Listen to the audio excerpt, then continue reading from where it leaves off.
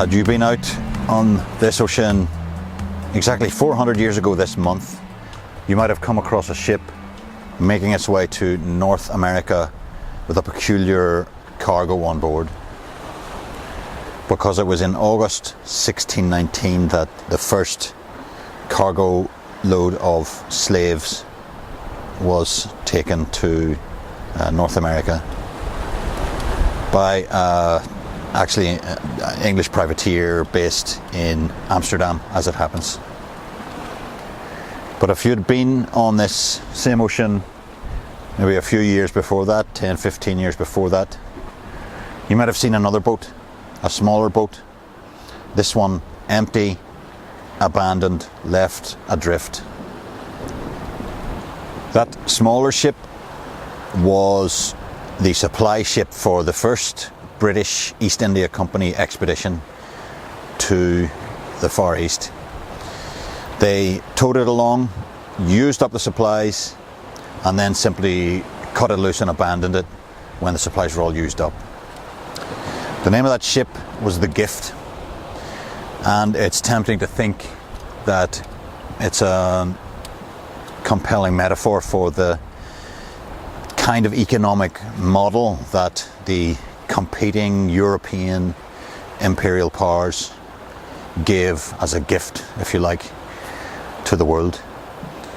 The model being you take hold of a piece of territory or a company or a country or a boat, you use up the supplies, extract the resources, and then move on to the next thing. When I made the first film for The Combination, it was on a 2-day trip to Brussels. And I spoke then, December 2016, of the power and wealth inequalities that it seemed to me had driven the rise of Donald Trump and the Brexit vote that took place that year. I'd long planned to come back here to think more about the long historical roots of those inequalities. But of course, the other reason I'm here is that within 2 weeks the UK is scheduled to leave the European Union. Though a couple of days ago a split cabinet and a split parliament in a split country managed to decide to ask for an extension. Nonetheless, before long, presumably, we leave the European Union and the British people will have taken back control. Taken back control of what? Some would say the processes of globalisation that have caused hardship in Britain. But the story of globalisation didn't begin in the run-up to Brexit, nor indeed even 20 years ago when people started to protest against the current form of globalisation. Arguably, globalisation started as far back as 1492 when Columbus sailed the ocean blue and when the Portuguese sailed around Africa and into the Indian Ocean in search of the Spice Islands. But I'm not going to go as far back as that. I'm going to take a look at the next phase in the story of globalisation, the history of this crank economy, as I've called it. Because if the 15th and 16th centuries were the centuries of Spanish domination, Spanish and Portuguese, then the centre of dynamism moved a little bit north in the early part of the 17th century to the Low Countries.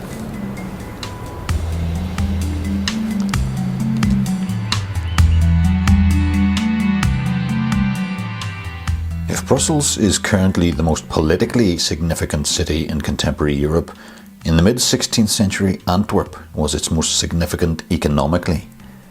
Indeed, it was the largest and most bustling port in the world. But as the Reformation and the new sect of Protestantism began to gain influence in the north, Habsburg Spain attempted to, take back control. Philip II unleashed his Spanish fury in the form of mercenary armies in an attempt to retain control of Antwerp. But his success was mixed. In fact, many of the traders of that city simply took their experience and contacts north and began again in Amsterdam. And by the start of the 17th century, they were ready to develop what would become the world's first modern multinational company, the Verenigde Oost-Indische Company, the VOC. This was the Amsterdam headquarters of the Dutch East India Company, VOC. As you can see from the logo just above the door here.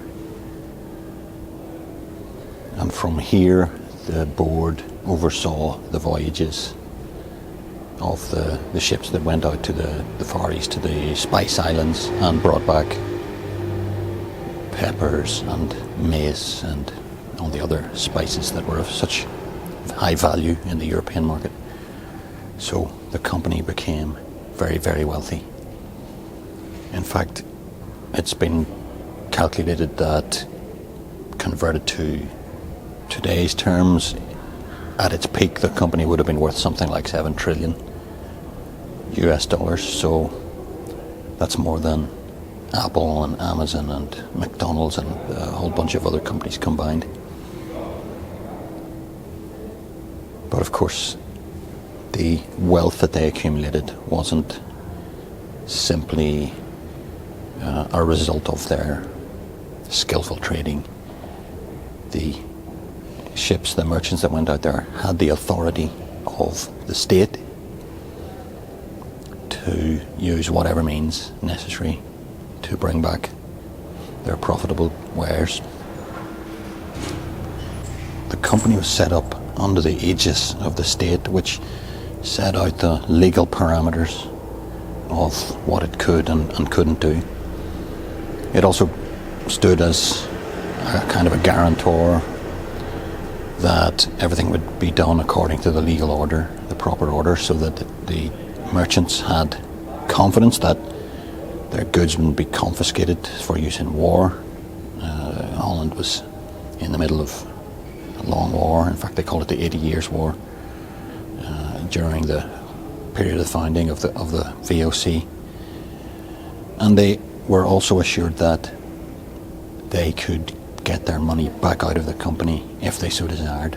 After an initial period of 10 years, they could go and sell their stocks on the market. And I suppose the other thing is that I said the board oversaw things from here. Well, it's difficult to oversee when you're thousands of miles away. So the traders who were out on the ground in the Spice Islands pretty much had carte blanche to do as they saw fit. And indeed, they very much did so. There was a great deal of violence. There's a real history of slavery in the story of the rise of the Dutch, just as there is in the rise of England and indeed Britain. The VOC was from the outset armed literally with weapons, but also metaphorically with new legal apparatus. In particular, a new form of ownership. Investors didn't buy a ship or a crate of cargo as they had up to this point. They bought a portion of an abstraction, a government-backed legal construct. When the merchants and traders went out to what is now Indonesia and set up their remote headquarters there, they were not simply under state control, not originally at any rate. It was a joint venture. The interests of the state were the interests of the corporation, and the interests of the corporation were the interests of the state. That suited the people of the Netherlands at the time, but perhaps less so the interests of those over whose lives the corporation held sway. They, after all, didn't get to vote in the Estates General and didn't own shares in the corporation that shaped their lives. In Amsterdam today, you can still see material reminders of what until this year was generally called the Dutch Golden Age. Old warehouses for storing the VOC's goods, canals for transporting them, beams for cranking goods up into stores. But it is the invisible machinery invented in those heady days that still has the biggest impact on the world all around us. Abstract machinery for cranking up wealth and power, the modern corporation, the stock exchange. If you are busy making money, lots and lots of money, it can be very hard to lift your eyes long enough to see anyone else at all, to see the effect you're having on them and on the other resources you're exploiting. For centuries then, a small number of European nations set about competing with each other to build world-dominating empires, taking control of and extracting the resources from what they saw as dark and far-off lands. That European and then American model, that Euro-American model if you like, operated for at least 350 years until we got to the point where we began to realise, just in this last 50 years or so, that there is no next place. There is no planet B. That we've begun to use up the whole Earth's resources faster than they can be replenished. And there is nowhere else that we can simply move on to, abandoning this, our one and only planet. The only solution is that we've got to change the system. We've got to move on from the sort of dynamics that were put in motion all those centuries ago and find a new way of arranging the dynamics of the global economy so that instead of cranking rewards and power ever higher upwards in a vertical manner, we turn the gearing on its side and start to spread the wealth and the well-being around horizontally, democratically, so that it circulates amongst our own neighbourhoods, in our own locales, and so that there is less pressure put down on those at the bottom and less pressure put down on the living planet itself. The dynamics of the global economy have evolved since the founding of the VOC, but they have not perhaps fundamentally changed. First, competing empires and then global corporations were driven by competition to maximise their own share of the spoils, the wealth and power, aided by a political elite ready to oil the crank. But from time to time, ordinary citizens, workers, democrats come together and combine forces to win back some of the power that has been cranked up to the wealthy. We find ourselves again at such a point of struggle. The world is currently engaged in a tug-of-war between demagogues and democrats. The former would keep us divided by nation and denomination. The latter, the Occupy movement, Extinction Rebellion, the school strikers, indigenous activists and a host more, want us to come together and make a just transition to a new, sustainable and democratic global political economy. It's time to combine our forces and join them.